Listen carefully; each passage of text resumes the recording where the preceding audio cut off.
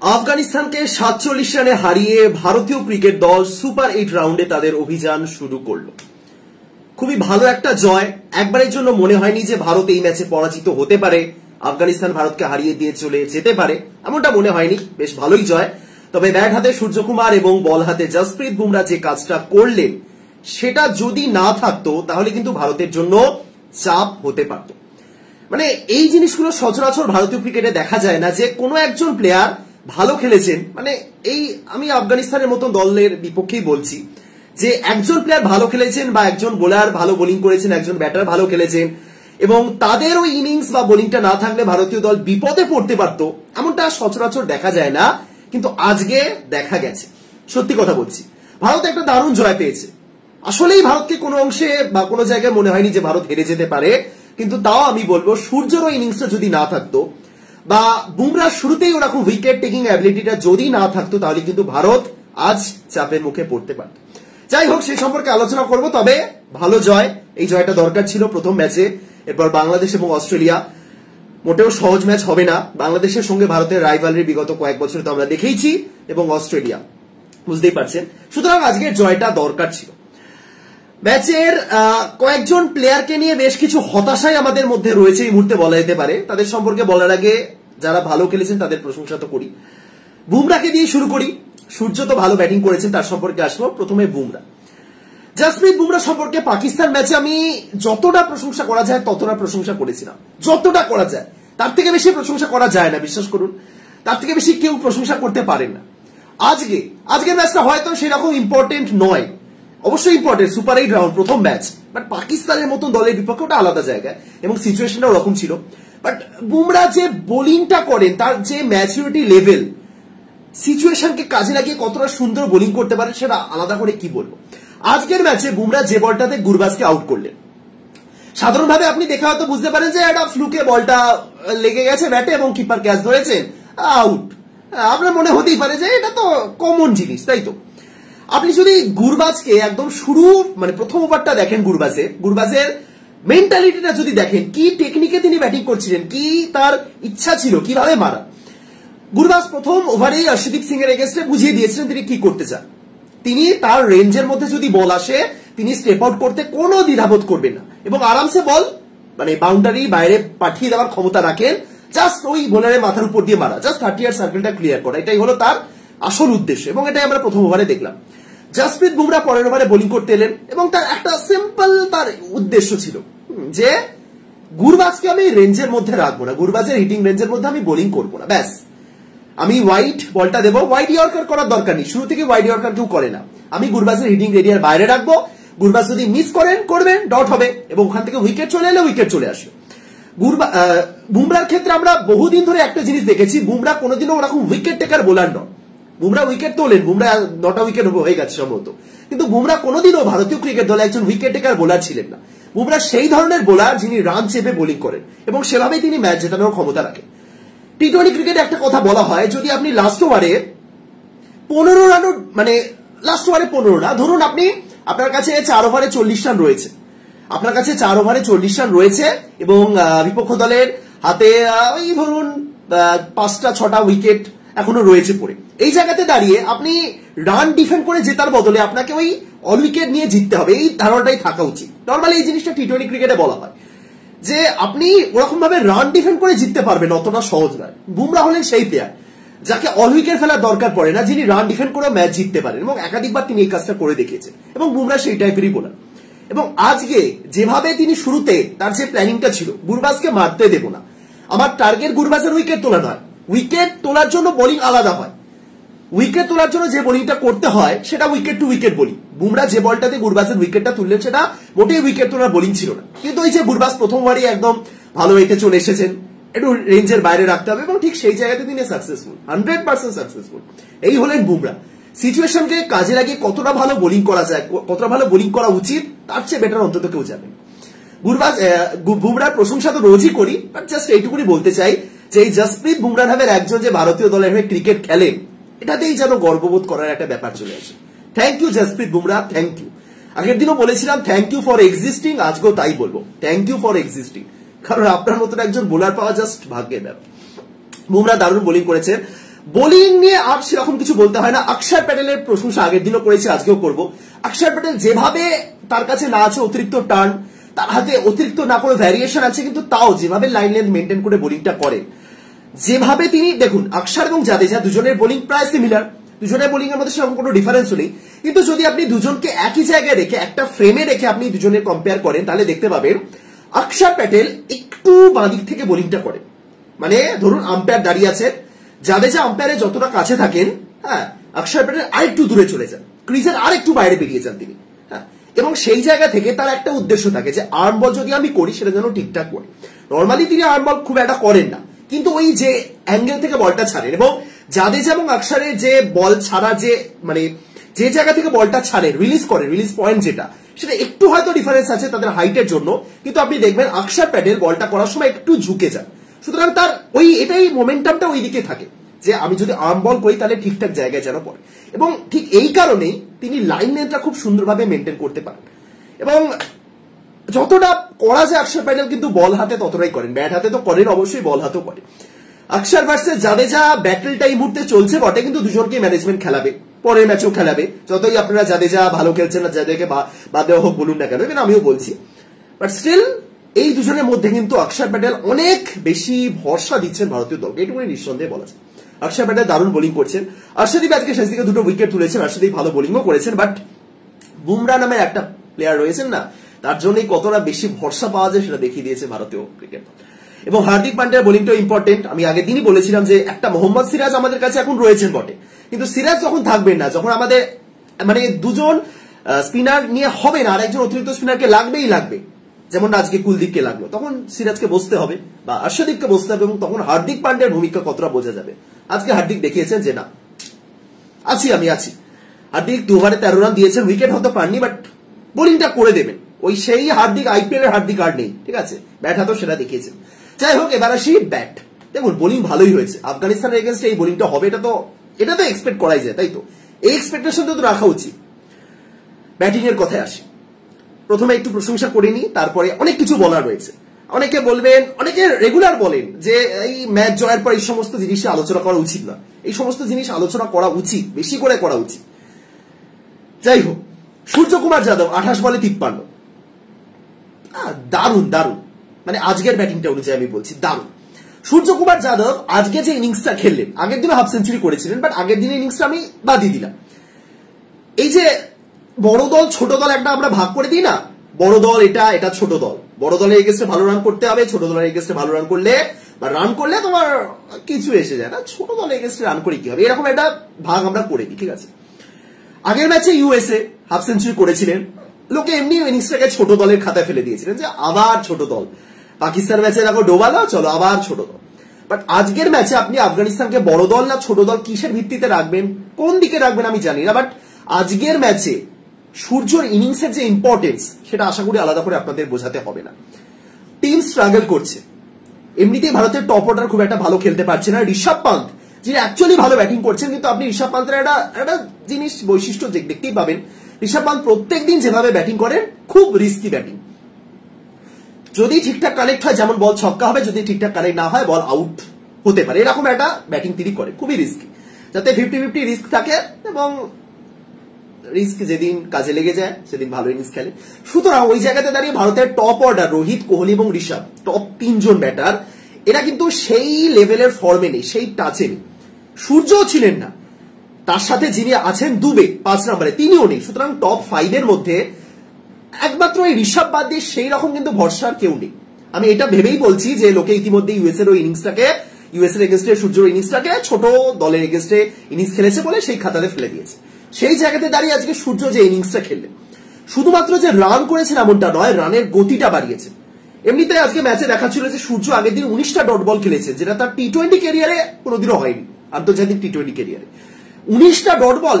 Suryakumar Yadav impossible, ভাই কি করে সূর্যকুমার 19টা ডট বল খেলতেই পারে না, সেটা তিনি আগের দিন খেলেছেন। সুতরাং এটা হলো প্রথমত একটা ম্যাচুরিটি, তাও সবাই ছোট দলের খাতাতেই ফেলেছে, ঠিক আছে আমিও ফেলছি, ইউএসএ তো ঠিক আছে, ইউএসএ একটু বড় দলের ইনিংস বিপক্ষে খেলুন, কারণ আপনি যত বড় সাপোর্টারই হন, আপনি যতটাই লজিক লাগানোর চেষ্টা করেন, দিনের শেষে যখন আপনি দেখবেন যে আবারও একটা পাকিস্তান ম্যাচ, আবারও একটা সেমিফাইনাল ম্যাচ এবং আবারও সূর্য ব্যাট থেকে রান এলো না, আপনি সমস্ত লজিক ওই জায়গাতে ভুলে যাবেন। এটা ফ্যাক্ট। আপনি একজন সাপোর্টার হলে সবসময় আপনি লজিক কাজে লাগাতে পারেন না। দিনের শেষে সেই সাপোর্টার সত্তা যেটা থাকে না সেটা বেরিয়ে আসে এবং তখন আপনার মনে হবে যে ভাই আবার। সুতরাং সেই জায়গাতে দাঁড়িয়ে এই যে ইনিংসটা সূর্য খেললেন, অন্তত এইটুকুনি মনকে সান্ত্বনা দিতে পারেন যে না, ইম্পর্টেন্ট ম্যাচে বা ইম্পর্টেন্ট সিচুয়েশনে সূর্য আজকে ইনিংসটা খেলেছে। তার শর্ট সিলেকশন আমি বাদই দিলাম। অফ স্টাম্পে প্রচুর বাইরের বলকে তিনি একদম টেনে সুইপ মারছেন, হ্যাঁ, বা যে শটগুলো মানে লেগ সাইডে খেলবেন এমনটা মনে হচ্ছে সেগুলো তিনি অফ সাইডে ড্রাইভ করছেন, একদম মানে পিকচার পারফেক্ট শট খেলছেন, সেই সমস্ত আমি বাদ দিলাম। সেটা তো সূর্য করেই থাকেন। এমনি তো আর এবি ডিভিলিয়ার্সের সঙ্গে 360 ডিগ্রি কম্পারিজনটা করা হয়নি, যেটা করে কিছু ক্ষেত্রে মানে একটু জোর করেই করা হয় আমার মনে হয়, বাট স্টিল সেটা তিনি পারেন। বাট ইম্পর্টেন্ট সিচুয়েশনে কিভাবে খেলতে হয়, আজকে যেভাবে স্ট্রাইক রোটেট করেছেন সবাই, আজকে তার ইনিংসটা দেখলেন যে খুব ভালো, কিন্তু স্ট্রাইক রোটেট যেভাবে করেছেন সেটাও কিন্তু ইম্পর্টেন্ট ছিল এবং তার সাথে যেভাবে স্ট্রাইক রেটটা মেনটেন করেছে। আজকে সূর্যর ইনিংসটা একটা দারুণ এবং ইম্পর্টেন্ট ইনিংস। টি-20 বিশ্বকাপের মঞ্চে তার কিছু ইম্পর্টেন্ট ইনিংস রয়েছে। গত বিশ্বকাপে বাংলাদেশের বিপক্ষে মেবি একটা ভালো ইনিংস খেলেছিলেন। সুতরাং সব মিলিয়ে বলতে পারি এই ইনিংসটা তার টি-20 ওয়ার্ল্ড কাপের কেরিয়ারে অন্যতম শ্রেষ্ঠ ইনিংস আজকের ইনিংসটা। আজকে সূর্যর আপনি বাদ দিন, কত করেছে, 53 রান বাদ দিন না, আপনি 53 রান বাদ দিন, ধরে নিন সূর্য 0 রান করেছে। তাহলে দেখুন ভারত কি খুব সহজে জিততে পারত? পুরো 53 রান বাদ দিলে অনেকে বলবেন যে আফগানিস্তান জিতে যেত, সেরকম কিছু না। তিনি 0 রানে আউট হলে পরের দিকে কিছু রান তো অ্যাড হতো, বাট খুব সুন্দরভাবে কি ভারত জিততে পারতো? পারতো। আজকের এই ইনিংসটা সূর্যর লাইফে অ্যাকচুয়ালি একটা দারুণ ইনিংস, কিন্তু তার মানে এই নয় যে এরপরে ইনিংসগুলো সূর্য খারাপ খেললেও আপনি তাকে ডিফেন্ড করে যাবেন না। আবারও বলছি, এই সময় না আপনার সাপোর্টারের সত্তাটা বেরিয়ে আসবে। এরপরে বাংলাদেশ ম্যাচ, তারপর অস্ট্রেলিয়া বিপক্ষে বাই চান্স যদি একটা 0 বা সিঙ্গল ডিজিটের স্কোর আসে। সুতরাং এই ইনিংসটা দরকার ছিল এবং এটাও বলতে পারি যে এরপরে এই ধরনের ইনিংস খেলা দরকার। সূর্যকুমার যাদব দারুণ খেলেছেন, শটগুলো খুব ভালো ছিল এবং তার সাথে হার্দিক পান্ডিয়া, তাকে নিয়ে সেভাবে আলোচনা হয়তো হবে না আজকে, বাট 24 বলে 32 সূর্য এবং হার্দিকের যে পার্টনারশিপটা হয়েছে, হার্দিকের মধ্যে দেখুন আইপিএল এর সময়তে হার্দিকের একটা অন্য জায়গাতে ছিলেন। সেই হার্দিকের সাথে না আমি হার্দিকের মিল খুঁজে পাচ্ছি না। এবার সেটা ক্যাপ্টেন্সির একটা চাপ বলুন বা সমর্থকদের একটা হেট্রেড বলুন, সব মিলিয়ে সেই হার্দিক এবং এই হার্দিকের মধ্যে আকাশ পাতার ডিফারেন্স। এই হার্দিক যেন একদম ঠান্ডা মাথার প্লেয়ার। মহেন্দ্র সিং ধোনিকে যে কারণে ক্যাপ্টেন কুল বলা হয়, এই মুহূর্তে হার্দিকের সেই ক্যাপ্টেন নন, ভাইস ক্যাপ্টেন কুল লাগছে। হার্দিক একটা ছক্কা মারছেন, বল গিয়ে লাগছে কাঁচে, বল আবার ফিরিয়ে আনতে হচ্ছে, বল চেক করা হচ্ছে যে বল ঠিক আছে কিনা, বল লাগছে রুফে, বারবার ওই ছক্কা মারার জন্য খেলা বন্ধ থাকছে কিছুক্ষণের জন্য। এবং হার্দিক সেই সময় একদম ঠান্ডা থাকা উচিত। অবশ্যই আপনি একটা 6 মেরে কি একদম উচ্ছ্বাস প্রকাশ করেন, বাট এটা দেখা যায় না, চোখ মুখ দেখে বোঝা যায় যে একদম হিমশীতল। ঠিক সেই জায়গাতে দাঁড়িয়ে রয়েছেন হার্দিক পান্ডে এবং এটা দরকার। এই হার্দিক পান্ডেকে অ্যাকচুয়ালি দরকার, যেভাবে ব্যাটিং করছেন, যেভাবে ঠান্ডা মাথায় সুন্দরভাবে ব্যাটিং করছেন। পাকিস্তানের বিপক্ষে তিনিও 12 বলে 7 না কত রানে ইনিংস খেলেছিলেন, আউট হয়েছিলেন, খুব ভালো ইনিংস ছিল না, কিন্তু তা সত্ত্বেও সেদিন তার ইনিংসের যে সিচুয়েশন অনুযায়ী যেভাবে খেলতে হয় সেটা তিনি দেখিয়েছিলেন। ফুটপাথ শট খেলে আউট হননি, তার সতীর্থরা পর্যন্ত 6টা উইকেট পড়ে গেছিল, কিন্তু তাও চেষ্টা করেছিলেন অ্যাটলিস্ট তিনি। পরের দিকে গিয়ে সেই শট মারতে গিয়ে আউট হলেন, বাট এটা বোঝা যায় যে না, এ কি করতে চাইছে। সেটা আজকে হার্দিক পান্ডিয়ার খুবই ভালো ছিল, পাকিস্তান ম্যাচেও চেষ্টা করেছেন। সুতরাং হার্দিক সূর্য অ্যাকচুয়ালি ভালো খেলছেন, এই দুজন তো ভালো খেলেছেন। এবার আসি বাকি ব্যাটিং এর কথা।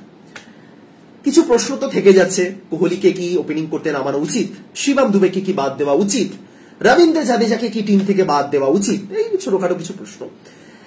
একটা কমন দাবি রয়েছে সবার যে রিঙ্কু সিংকে আনা হোক। আমি আগেও বলেছি, আবারও ক্লিয়ার করে দিতে চাই, রিঙ্কু সিংকে ভারতীয় দলে আনা যাবে না। আনা উচিত, সেটা বিশ্বকাপের সিলেকশন হওয়ার আগে আমরা সবাই দাবি তুলেছিলাম। আপনি দেখুন, আমি কতবার রিঙ্কুকে নিয়ে আলোচনা করেছি টি-20 বিশ্বকাপের স্কোয়াড অ্যানাউন্সের সময়, কিন্তু এই মুহূর্তে রিঙ্কুকে টিমে আনা যাবে না।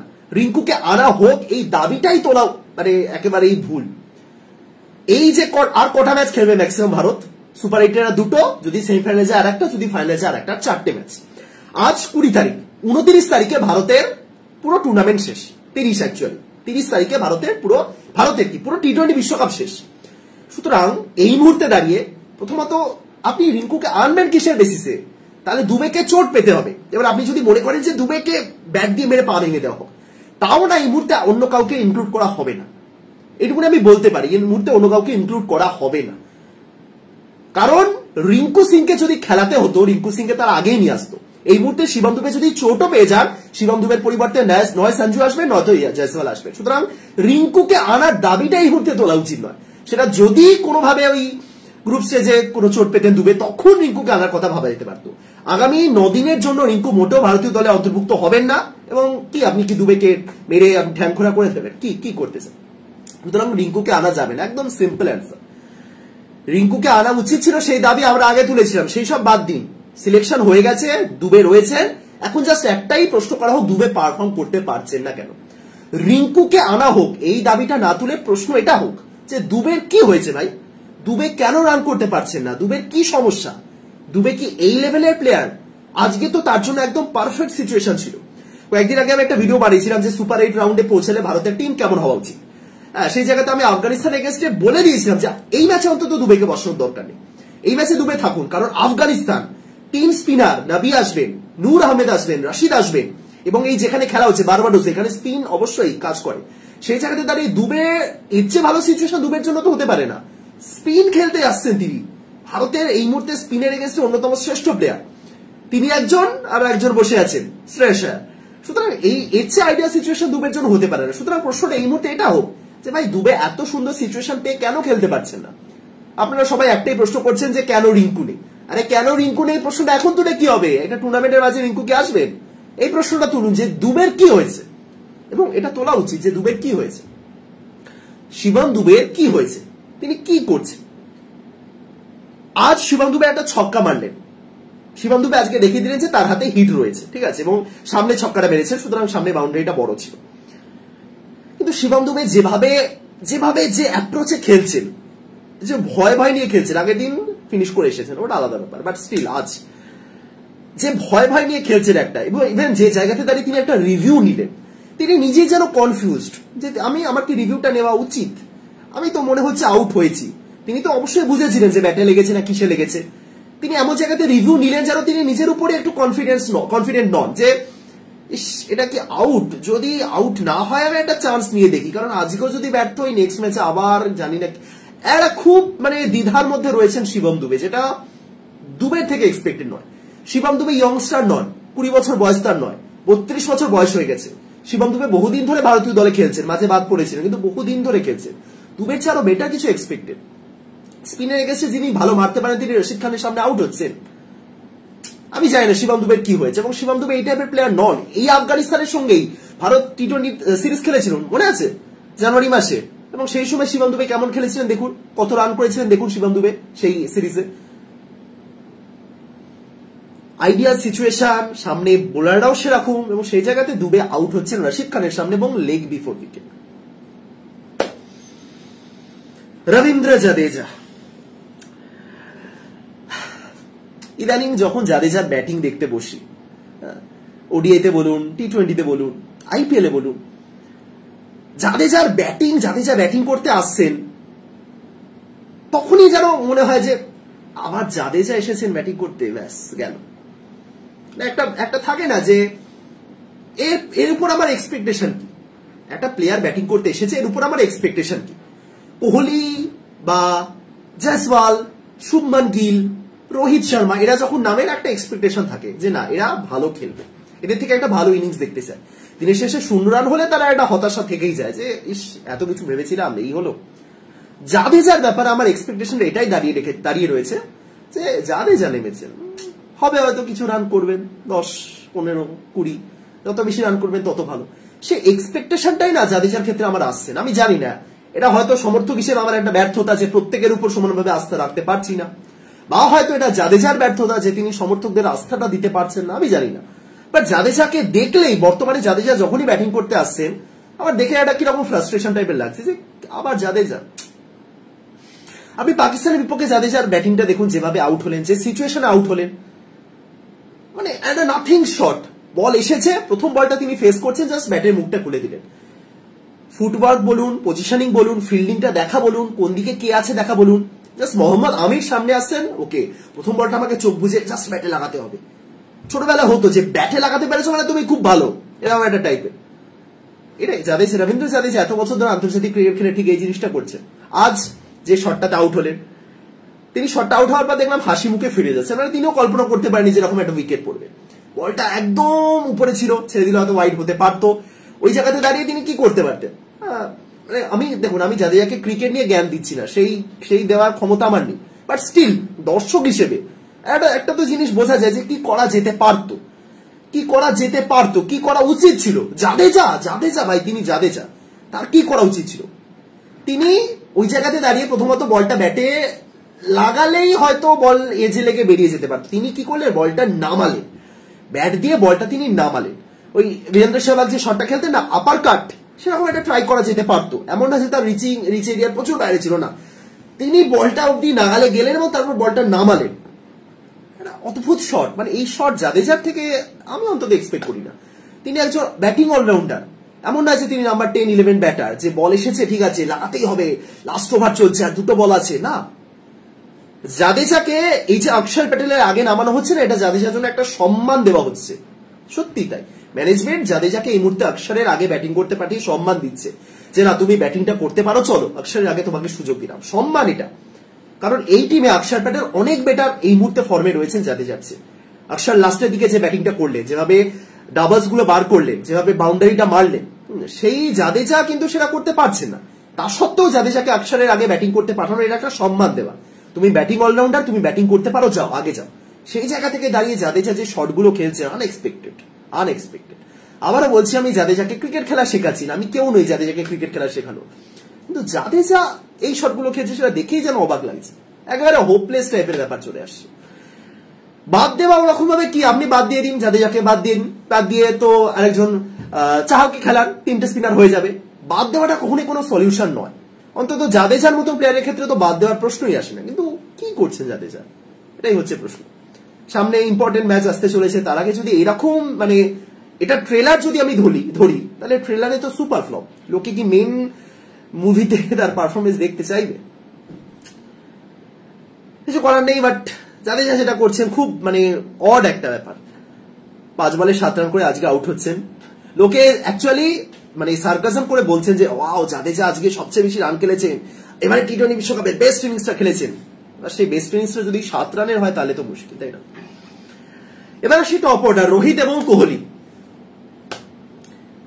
সোশ্যাল মিডিয়া পুরো ভরে গেছে, মানে যারা এতদিন অপেক্ষা করেছিলেন যে কবে কোহলিকে নিয়ে ট্রোল করবো, ইয়েস, অ্যাট লাস্ট সুযোগ পেয়েছি, করে নিন। যারা কোহলিকে নিয়ে ট্রোল করছেন বা যারা মনে করছেন যে এবার কোহলিকে ড্রপ করা উচিত, এবার কোহলির অবসর নেওয়া উচিত, এবার আমি অনেক পোস্ট এরকম দেখছি, লিটারালি এরকম পোস্ট দেখছি যারা মনে করছেন যে কোহলির এবার অবসর নেওয়া উচিত, কোহলি আর চলবেন না। অনেকে বলছেন যে এই টি-20 বিশ্বকাপের আগে যেমন বলা হচ্ছিল না যে কোহলিকে টি-20 বিশ্বকাপের দলে নেওয়া উচিত নয়, সেটা ঠিক ছিল, কোহলিকে সত্যি নেওয়া উচিত ছিল না, এমনটা অনেকে বলছেন, মন্তব্য করছেন, ভাবছেন, সুযোগটা পাচ্ছেন তারা। কোহলি তাদের সুযোগটা দিয়েছেন, সুতরাং কোহলি যখন দিয়েছেন আপনারা ট্রোল করে নিন। এবং এটা জাস্ট মাথায় রাখুন, জাস্ট আমি বেশি কিছু বলবো না, জাস্ট এটুকুনি মাথায় রাখুন যে এই কোহলি যেদিন ফিরবেন, যে সিচুয়েশনে ফিরবেন, সেই জায়গাতে দাঁড়িয়ে না আপনার কাছে কাউন্টার করার মতন কোনো অ্যান্সার থাকবে না। কোহলির টেকনিক, কোহলি কি, সেই সব আলাদা ব্যাপার, বাট যারা মনে করছেন যে কোহলির আর কিছু নেই, তাদের জন্য জাস্ট একটা কথা বলতে পারি, যেদিন বিরাট কোহলি ফর্মে ফিরবেন, যারা এই ট্রোলগুলো করছেন না, তার একটা কাউন্টার করার অপশন খুঁজে পাবেন না, দ্যাটস ইট। এবার তাহলে বিরাট কোহলির কি সমস্যাটা কি হচ্ছে, এটা হলো একটা প্রশ্ন। অনেকেই বলছেন যে কোহলির ওপেনিং করা উচিত নয়। দেখুন, কোহলি কত বছর ধরে খেলছেন?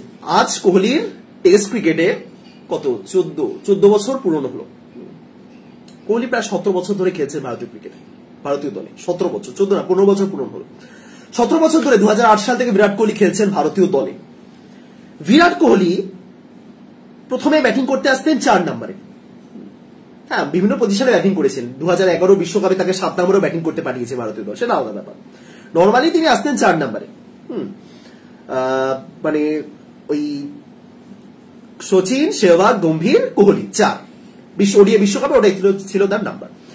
তারপরে 4 থেকে আমরা তাকে ওডিআইতে 3 নম্বরেও দেখেছি।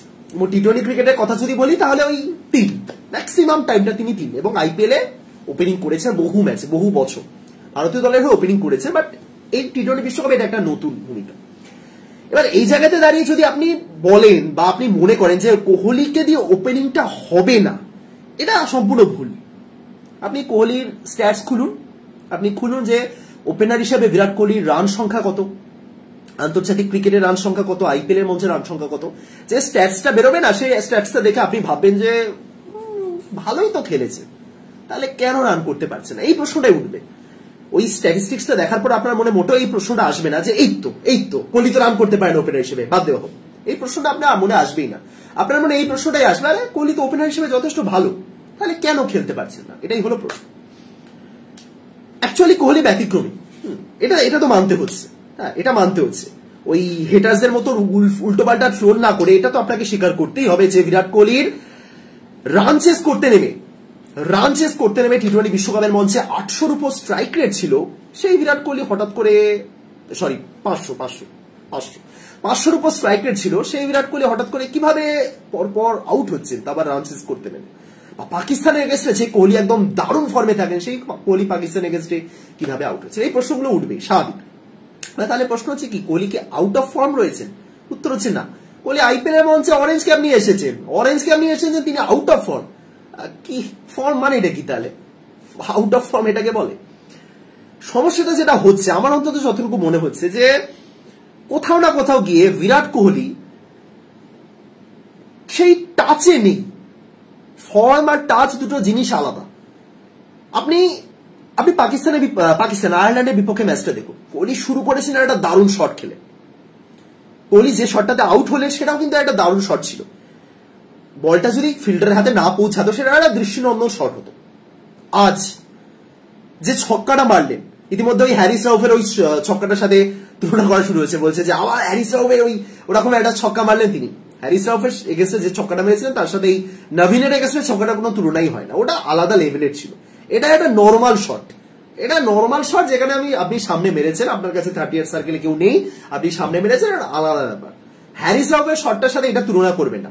আপনি হ্যারিস রাউফের এগেন্স্টে ওই শটটা দেখুন, প্রথমত বলটা তো উইকেট বরাবর এসেছে, আপনি উইকেটের উপর দাঁড়িয়ে রয়েছেন, উইকেটের সামনে দাঁড়িয়ে রয়েছেন, বল হয়তো উপরে ছিল কিন্তু বল যদি আপনি দেখেন ওই উইকেট বরাবরই আছে। কিন্তু এটা তো অফ স্টাম্পের কত বাইরের বল, সেখান থেকে কোহলি যে শটটা মেরেছেন ওটা খেলা অনেকটা ইজি, প্লাস 30 সার্কেলে কেউ নেই। ইজি মানে ওরকম না যে কেউ খেলতে পারবেন, ওটা নয়, বাট হ্যারিস রাউফের এগেন্স্টে ওটা এক্সট্রা অর্ডিনারি, ওটার সাথে আপনি এটা তুলনা করবেনই না। কিন্তু শটটা দারুণ ছিল, অ্যাকচুয়ালি দারুণ ছিল। ইজি বলছি কিন্তু মানে কোহলির জন্য ইজি। সুতরাং 6 মেরেছেন তিনি, আজকেও তিনি 6 মেরেছেন। কিন্তু সেই যে টাচ, সেই বিরাট কোহলি যিনি 4-6 উপর সেরকম ভরসা রাখেন না, যে বিরাট কোহলি মনে করেন যে সিঙ্গেল নিয়ে তিনি খেলতে পারবেন। আপনি বিরাট কোহলিকে আইপিএল এর সময় যে বিরাট কোহলিকে দেখে সবাই বলছিল যে বিরাট কোহলি কি খেলছেন, 40 বলে 50, এমনভাবে টি-20 ক্রিকেট চলে না। সেই বিরাট কোহলিকে আপনি মনে করুন যে বিরাট কোহলি কিরকম টাইপের প্লেয়ার। ওই যে 40 বলে 50 রানের ইনিংস গুলো থাকতো, তার শুরুটা কিভাবে হতো, এবং যদি 40 বলে 50 রানে থেমে না গিয়ে কোহলি ইনিংসটাকে আরো দীর্ঘায়িত করতেন, তাহলে কিভাবে শেষ হতো আপনি দেখতেই পাবেন। কোহলি ইনিংসটা কিভাবে এগোয়, অ্যাক্সিলারেট হয়। শুরুতে একটু ধৈর্য ধরে খেলেন, শুরুতে ব্যালেন্স নিয়ে খেলেন, কিভাবে এগোতে হবে প্ল্যান করে নেন, তারপরে যখন সেট হয়ে যান তখন আলাদা লেভেলের। সেই কোহলি 24টা বলে 24 রান করছেন, মানে 24টা বল খেলার পর ইনিংসটা থমকে যাচ্ছে। যে শটটা তিনি খেললেন, যে ছক্কাটা তিনি খেললেন, যে শটটা তিনি সিলেক্ট করলেন, সেই জায়গাতে দাঁড়িয়ে আপনি যদি 24 বলের জায়গায় 40টা বল খেলেন না, আপনার রান কিন্তু 50-60 ছাড়িয়ে যাবে। সুতরাং সমস্যাটা এটাই যে তিনি কোথাও না কোথাও গিয়ে সেই ইনিংসটা লম্বা করার জন্য যে জিনিসগুলো করা দরকার সেটা করতে পারছেন না, সেই টাচে তিনি নেই। That's it. এটা কোহলির একটা নিজস্ব সমস্যা। এই অফ ফর্ম এইরকম একটা ব্যাট প্যাচে তো সবাই থাকেন, এরকম প্রচুর প্লেয়ারের এরকম ছোটখাটো ব্যাট প্যাচ চলে। কোহলির তো এটা জাস্ট 4টে ইনিংস, তাও আজকে ইনিংসে এরকম একটা 6 মেরেছেন। স্টিল এই জায়গা থেকে কোহলি যত তাড়াতাড়ি বেরোতে পারবেন তার জন্যই ভালো। সুতরাং তার জন্য কোহলিকে 3 নাম্বারেই আসতে হবে, এটার কোনো মানে নেই। এই কোহলি যদি 3 নাম্বারে নেমে, আপনি যদি মনে করেন 3 নাম্বারে নামলে কোহলি এতে অসাধারণ একটা এক্সট্রাঅর্ডিনারি ইনিংস খেলবে, সব কিছু না। কোহলি আজকে যে 24 বলে 24 রানটা করেছেন, এর সাথে ওপেনিং করতে আসছেন না 3 নাম্বারে আসছেন তার কোনো সম্পর্ক নেই। আপনার কি মনে হয় ওপেনারটা কোহলির জন্য একটা ভালো জায়গা সেট করে দিলেই কোহলি ভালো খেলতে পারে? তাহলেই তো এই 3 নাম্বারের প্রশ্নগুলো আসছে, আদারওয়াইজ কেন প্রশ্নগুলো আসবে? একটা প্লেয়ার ওপেনিং করতে আসছে বা একটা প্লেয়ার 3 নাম্বারে আসছে, দুটোর মধ্যে খুব ডিফারেন্স কি রয়েছে? কতগুলো ম্যাচে আপনি আপনাকে হিসাব করে বলুন, টি-20 ক্রিকেটে ভারতীয় দল এরকম কতগুলো ম্যাচে বিরাট কোহলির জন্য এমন একটা প্ল্যাটফর্ম সেট করে দিয়েছে যেখান থেকে কোহলিকে কিছুই করতে হয়নি। কতগুলো ম্যাচে দুজন ওপেনার মিলে 12 ওভার বা 13 ওভার ব্যাটিং করেছেন, তারপরে কোহলি এসেছেন। নতুন বলার নতুন নেই, পিচও সবাই বুঝে গেছেন, কি করতে হবে সব বুঝে গেছেন, বিপক্ষের বোলাররাও ক্লান্ত হয়ে পড়েছে। কটা ম্যাচ এরকম হয়েছে, কটা ম্যাচে হয়েছে, রোহিত তার সাথে ঈশানের জুটি, রোহিতের সাথে জয়সওয়ালের জুটি, রোহিতের সাথে আর কার কার জুটি আমরা দেখেছি অতীতে, রাহুলের জুটি, ধাওয়ানের জুটি, কটা ম্যাচ এরকম হয়েছে যেখানে বিরাট কোহলি ব্যাটিং করতে এসেছেন 15 ওভার 16 ওভার এবং যেখানে সেটা কিছু করতে হয়নি, ওসব কোনোদিনও হয়নি। সুতরাং কোহলি ওপেনিং করতে নামবেন না 3 নম্বরে নামবেন, সেই নিয়ে সেটার উপর ভিত্তি করে কোহলির ফর্ম যাচাই করতে আসবেন। হ্যাঁ, এবার আপনি বলতেই পারেন কোহলিকে 3-এ খেলানো, তাতে কোনো অসুবিধার কিছু নয়, কিন্তু আপনি যদি মনে করেন যে কোহলি 3 নম্বরে খেললে ভালো খেলবেন, ওপেনিং করতে আসছেন বলে খেলতে পারছেন না, সেসব কিছু না, আসলেই কিছু না।